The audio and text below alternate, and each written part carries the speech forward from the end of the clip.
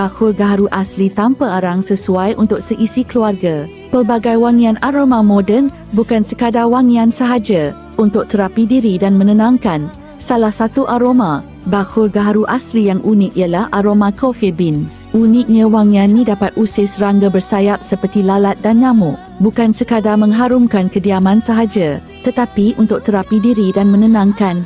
Jika anda mencari bakhul tanpa arang berkualiti tinggi yang mesra alam, inilah pilihan tepat. Lebih bersih dan selamat digunakan di dalam rumah atau kawasan tertutup dan tidak perlu risau percikan bara.